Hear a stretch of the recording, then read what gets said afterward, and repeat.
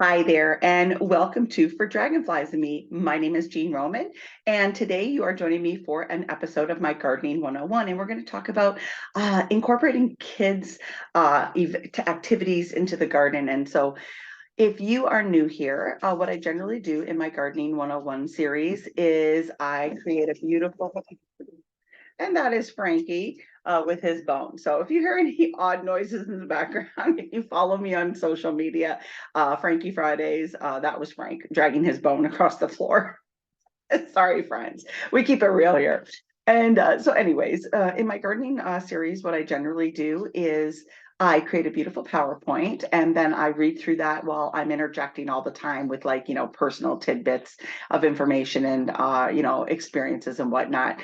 But if this is your first time here, welcome, welcome, welcome. Again, I'm Jean Roman and this is For Dragonflies and Me. And my blog is for dragonfliesandme.com. You may be watching this video there or you may be directly on YouTube. Either way, thank you for joining me. If you're here at YouTube, please smash that subscribe button and like button, and even better, do both those things and leave me a comment. Tell me if there is any special activity that you do with your kids, grandkids, nieces, nephews, if you're a teacher. And let's talk about how to teach our children about food and where food comes from. So I am going to go ahead and share my screen now.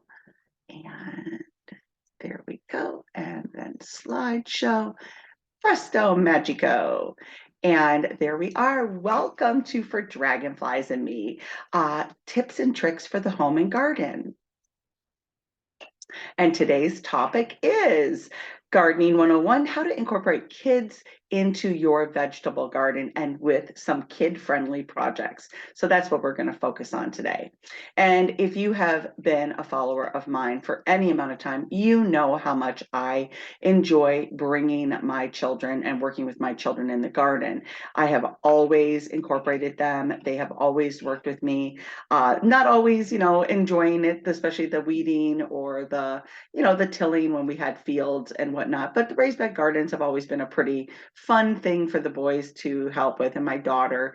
But for the most part, they really do get so many benefits out of it. Even my grandson, my daughter has really incorporated her son, who is now 5, my grandson Nathaniel, into the garden, especially at my other home. And he helped me plant some of the marigolds, almost all of them, in my new raised bed garden. So it really does bring a lot of pleasure. Of course, I straightened him out. He's 5, but the fact was, is he was able to get his little hands in the dirt and help grandma in the garden. So there are so many benefits to gardening with kids, and it's not only a fun and educational activity that can be enjoyed by people of all ages. It is really especially beneficial for kids. Not only does it teach them about the environment, but it also helps them develop valuable life skills like patience, responsibility, and problem solving. There are so many aspects to gardening, and with patience, it's you plant a seed and you wait for it to sprout up out of the ground and develop into a plant, and then produce a beautiful harvest. And if you're planting plants, the same thing. You watch it grow and you tend to it. And that's where the responsibility comes into it. It's like you can't just plant something. You also have to take care of it. So pruning back, watching for any type of insects and any types of diseases, which leads into our problem solving. What do we do when a tomato gets blossom end rot? So there's some science in there too. So adding calcium to your soil. So especially for homeschooling, if you're a homeschooling parent, gardening it can incorporate so many aspects of education into your curriculum with your kids. So there are my boys in the first 2 pictures. And so the first one, this is my son, Aaron, who is now going to almost 13 next month, and him pulling out some onions. And then that's Evan and Aaron harvesting some purple potatoes from our garden. They're 15 and 12 now. So this was some years ago. They do still help me though. But in today's episode, I'm going to discuss the benefits of gardening with kids and how to get started with kid-friendly garden, choosing the right plants, creative ideas for incorporating kid-friendly activities, do-it-yourself projects, garden-based learning activities, garden-themed games and activities for kids, and especially tips for making gardening with kids fun and engaging. So let's get rolling. So Like again, there's so many benefits to gardening. And for one, it teaches them about the environment and how plants grow. It also helps them develop a sense of responsibility and patience as they wait for their plants to grow. And it encourages them to spend time outdoors and get some exercise instead of just sitting in front of their boob tube or their phones or gaming.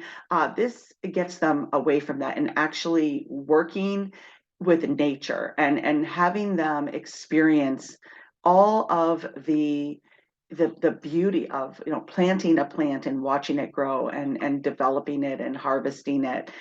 So it really is a rewarding activity that the whole family can join into. So and research has shown that gardening can have a positive impact on a child's mental health.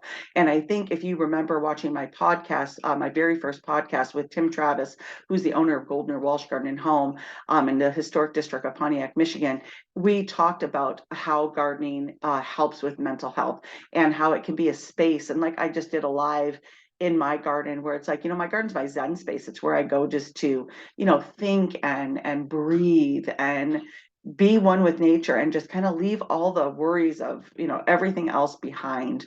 But it can help reduce stress, improve mood, and increase self-esteem. Furthermore, it can be a great way to introduce kids to a healthy eating habits as well. When they grow their own vegetables, they are so much more likely to try them and enjoy them. And believe me, friends, I was a farmer's market vendor for almost 15 years, and that was a common statement I would hear from parents throughout the market season. They'd buy their vegetable plants from us, they'd grow some in a garden, and they would say, "Oh my gosh, my kids would never eat broccoli before." But when they grew it, it's like, "Oh, you know what? They want to taste it." And lo and behold, they loved it. And with so many things, carrots, peas, tomatoes, there's so many things that a child may not, like, "Ooh, what's that?" But then when they grow it and they watch it and tend to it, it's like there's a different connection to your food when you grow it, or even when you buy it from a farmer at a farmer's market that you know. So those are just some of the benefits. But it's like, let's look about how to get started with a kid-friendly garden. So first step, obviously, is choosing a location and look for a spot that gets plenty of sunlight and has good soil drainage. And next, decide on the size of your garden. So think about how much time you have to invest in it. You don't need a large space to start. A small plot or a raised bed or even some containers will be a great source. So even if you live in an apartment, you got a balcony with some railings, you can buy some of those railing pots and plant some lettuces. You can plant a whole salad garden with a chard, a spinach, a lettuce, some carrots, and some green onions. And you'd be surprised how fun that is for a child to participate in. But if you have a bigger garden, give them their own spot. That's what I used to do with my kids because they really, wanted to be involved. And so I told them we had multiple raised beds. I'm like, okay, this is yours raised bed. What do you want to grow? And this is your raised bed. What do you want to grow? If you have that type of space, or even have a raised bed, or even a couple rows in a raised bed, if they have something to own that's their own, oh my goodness, it's a shift in attitude and perception. And then with my boys, it can be a little competitive. Whose plants are going to be bigger? Who's going to get a bigger harvest? So there comes into the maintenance and the tending of those plants. So it's like they want to make sure their plants are the healthiest. So and then developing it, harvesting it. What are you going to make with it? So kids love to go out and pull the carrot out of the ground that they grew and wash it off and eat it right in the garden. Oh my gosh, when I was a kid, I remember doing that and going over to the water hose and washing off a carrot and just crunching it, or just picking some raspberries. And it is just such a happy time. And I've talked on at a MIFMA conference several years ago on how to incorporate children's programming into farmers markets, because that's where it starts. It starts at home and then taking them to farmers markets to teach your children where their food comes from. So I could go on and on about this for a long, long time, but but once you have your location and the size of your garden, thought out, and you have to start to prepare the soil. So obviously, if you have containers or raised beds, you're putting in good soil and whatnot. If you have just a plot of ground or a space in a flower bed that you're going to use it, make sure you remove any weeds and any unnecessary big rocks or whatnot, and definitely add some compost or organic matter, like leaves or grass clippings, and roll that into it if it's like, especially if it's a clay soil. And you can also add fertilizer if necessary. And I always, recommend an organic fertilizer. But after the soil is prepared, it's time to choose your plants. So let's talk about what are some fun plants for children to grow. And look at this girl. Is she not like so tickled with that carrot harvest? So, choosing the right plants is definitely essential to making it fun for the kids. You want to give them some things that, if they love carrots, let them grow carrots. If they love mashed potatoes, let them grow potatoes. It's so easy. You can grow potatoes in a 5-gallon bucket with just making sure that you have enough drainage holes. So choosing those plants is key to success. And some good choices include tomatoes, cucumbers, carrots, and beans. And do some flowers too. Add some marigolds, plant some sunflower seeds. That's so fun for kids. And these vegetables are super easy to grow and usually produce a really bountiful harvest. And kids, again, they love to, cucumbers are usually something that, kids like to eat. Do some cherry tomatoes and maybe get some heirloom varieties. I remember white currant was a teeny tiny little tomato. Considered a cherry tomato, but it was super sweet. And I would harvest a bunch of them and have them as samples at the farmers market table, and kids would try them, and they were like, "Oh, those are good." And so, try to find something that is going to be fun for the kids. There's every color under the rainbow of tomatoes, from white all the way to black, and they come in, and all those colors come in cherry size. I mean, you can even buy the yellow grape or the red grape, which is so fun, and they get up to 12 feet tall vines. So you can put a stake in the ground, and you could see what I'm talking about with that at my YouTube video on my blog on vertical gardening, and getting kids in there, creating a fun space for them. And yeah, you can do a sunflower house. There's so many different ideas. But you can also choose plants that are fun for kids. Like I said, so sunflowers and pumpkins. Pumpkins are so fun for kids to grow. These plants have large seeds and they're easy for kids to handle and plant. And they also grow super quickly. So that patience level, depending on the age, doesn't have to be too, like, when is this thing going to sprout? So the tinier the seed, I feel that it takes longer to sprout. But they also grow quickly. So that is another benefit in helping with the patience. So kids can see the results of their hard work in just a few weeks, really. And then watching the pumpkin grow. And I remember there's a story that there's about, feeding a milk pumpkin. And I'll have to look into that and put it out there. But kids love to be included. And if you're cooking and you have your kids and they're like, "Oh, can I help?" Think about how often your kids have asked you to help with something. And oftentimes we shoot them down and we're like, "No, no, no, I don't need any help with laundry, fold laundry." And it's like when they're little like that and they want to help, that's the time to develop those interests and getting them willing and happy to help you with things, and creating hobbies and interests in them when they're young. So gardening is a phenomenally wonderful and healthy activity to get your kids involved in, especially even if you're not a big gardener. This might be something that's like, you know what? I'm looking for something to do with my kid and or my grandkid. And this might just be the avenue you need to grow closer and build bonds with your special little people. So let's talk about some creative activities and kid-friendly activities for your garden. So incorporating kid-friendly activities into your garden can make gardening even more fun and engaging for all those special little people. So here's a few creative ideas that I thought I'd just jot down. So you can create a scavenger hunt where kids have to find different plants and insects in the garden, and you can create like a fun fact sheet with that. Build a scarecrow or a birdhouse to attract birds to the garden. And also another one with that is if you plant a row of sunflowers in an area, especially the big mammoth ones, those will act as bird feeders to blue jays in the fall. And obviously I couldn't write all this stuff down, but also using recycled materials to create garden art like wind chimes or bird feeders. Again, this is helping the environment. So there you are in, teaching an environmentally friendly and helping, maybe feed the birds and talking about those things. And then also planting a sensory garden with plants that have different textures and smells. So for me, if you have followed me on my social media, you know I like to take you on tours of my garden, and you've seen all different elements. I have a beautiful old antique lightning rod with a milk glass ball on it, and I love to incorporate those things. So you know, as a child, they can touch that metal, and then touching the leaves of the plants and the flower petals and seeing those things. So you know, getting your kids involved in that way and helping them to discover new things, it's just going to make their time in the garden more enjoyable. And it's not that much work. I mean, you're doing it together and you're already there. And if you're, you know, a crafty person, you know, that kind of stuff is easy.